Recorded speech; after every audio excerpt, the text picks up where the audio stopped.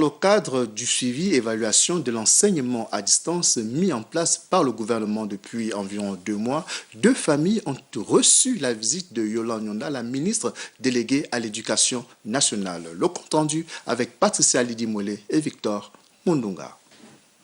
Descente de terrain du ministre délégué à l'éducation nationale. Yolande Nyonda suit un cours de sciences physiques sur les antennes de Gabon Première en compagnie d'une élève inscrite en classe de 3e au lycée public de Bikélé. Pour l'apprenante, cette initiative est une aubaine pour être à jour dans ses cours. Ça se passe bien, c'est une bonne initiative d'avoir mis ces cours à distance pour nous permettre d'être à jour malgré le confinement.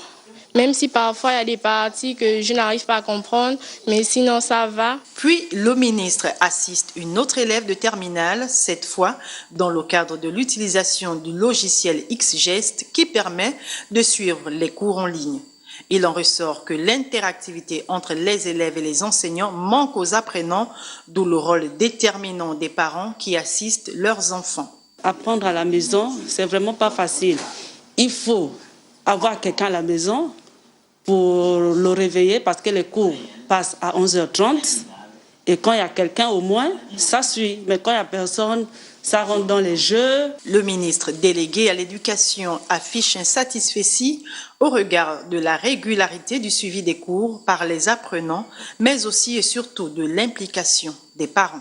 Je suis ravie de voir que le jeune homme qui est en classe de CM2 a bien suivi son cours, mais surtout, j'ai apprécié le rôle de la maman.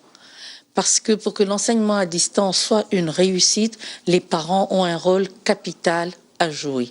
Les cours à distance s'inscrivent dans la durée et sur l'ensemble du territoire. La reprise du chemin des classes, quant à elle, fera l'objet d'une communication gouvernementale.